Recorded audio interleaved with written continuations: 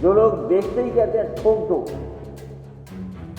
कम से कम उस एसटीएफ को ये नया काम देना चाहिए कि गीदड़ों को भी ठोक दें। जानवरों की समस्या से निपटने के लिए एक एसटीएफ बनानी चाहिए और या फिर गीदड़ की समस्या का समाधान के लिए ये भी केस एसटीएफ को ट्रांसफर कर देना है। मैं अपनी पार्टी के संगठन और पार्टी के बहराइच के नेताओं का धन्यवाद देता हूं कि इस गंभीर समस्या को लेकर के लीडर ओपोजिशन जी से मिले थे वो, और कल ही जब मेरी आदरणीय माता प्रसाद पांडे जी से बात हुई तो हम लोगों ने तय किया कि जिन बच्चों का नुकसान हुआ है, घायल हुए हैं, चोट खाए हैं, उन परिवार के सदस्यों को बुलाकर के मैं मिलूंगा और पार्टी की तरफ से जो कुछ मदद हो सकती है वो हम लोग करेंगे।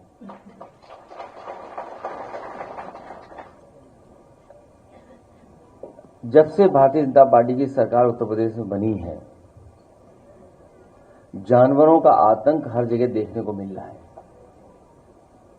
चाहे हमारे गांव हों, चाहे हमारे रहसी इलाका शहर हों, और चाहे हम नोएडा गाजियाबाद की कभी कभी खबरें सुनने को मिलती हैं, वहां से भी खबरें आती हैं।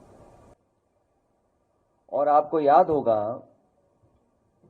कि जिस समय चुनाव चल रहा था, देश के प्रधानमंत्री ने कहा था कि उत्तर प्रदेश में जानवरों की समस्या का समाधान हो जाएगा, और उन्होंने अपने भाषण में भी ये कहा कि हमारे पास पूरा रोड मैप तैयार है, इस समस्या का समाधान तुरंत हो जाएगा। लेकिन इधर हम लोग देख रहे हैं हर दिन कोई न कोई एक्सीडेंट हो रहा है, जो सड़कों पे जानवर हैं उससे जान जा रही है। हमारा एक साथी जो यहां खड़े होकर के कह रहा है, ये सच्चाई है कि पूरे उत्तर प्रदेश में लगातार जो छोटा पशु हैं, जानवर हैं, उनकी वजह से जान जा रही है। और इधर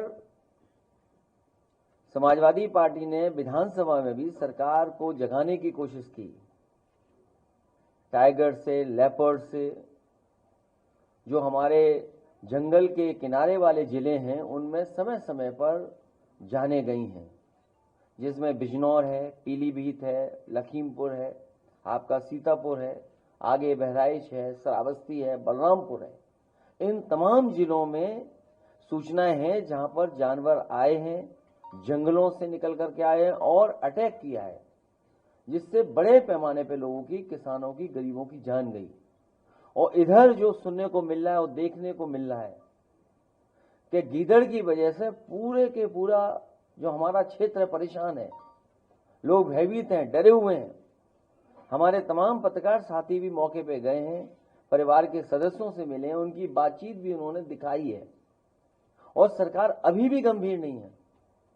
कभी सरकार ड्रोन उड़ाती है, कभी मुख्यमंत्री जी गोदी में बच्चे लेकर के ये साबित करने की कोशिश करते हैं कि सब बच्चे सुरक्षित हैं और हमने मदद कर दी है। और जब मदद भी की गई तो उसमें भेदभाव हुआ है। कम से कम सरकार को गरीब के साथ भेदभाव नहीं करना चाहिए। इन्होंने गरीबों के साथ भी भेदभाव किया है।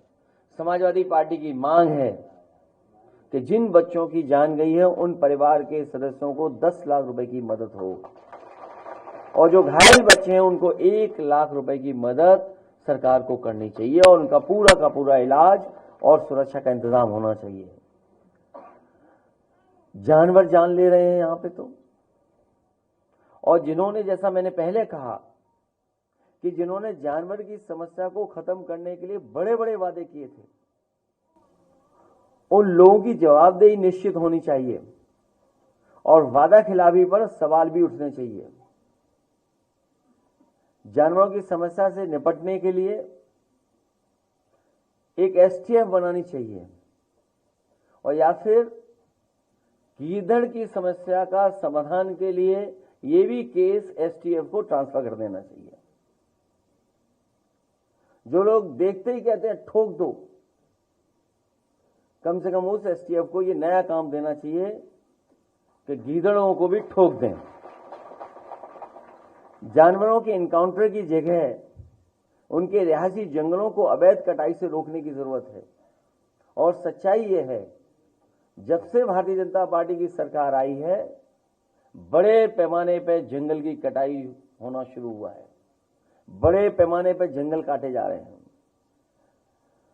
जानवरों की समस्या से निपटने के लिए बुलडोजरी सोच से उभरना होगा। उन आईएएस अधिकारियों और मंत्रियों में दंडात्मक कार्रवाई होनी चाहिए जिन्हें इन कामों पर तथाकथित रूप से लगाया गया था। अगर आपको याद हो, एक नोडल ऑफिसर तैयार किया गया था। एक नोडल ऑफिसर की जिम्मेदारी थी जानवरों की समस्या का समाधान के लिए। आखिरकार उन नोडल ऑफिसर पे क्या कार्रवाई हो रही है? हमसे जुड़े रहने के लिए हमारे YouTube चैनल को सब्सक्राइब करें और नई वीडियो की नोटिफिकेशन के लिए बेल आइकॉन को दबाएं। अगर आप ये वीडियो Facebook पर देख रहे हैं तो लाइक जरूर करें और ज्यादा से ज्यादा शेयर करें। धन्यवाद।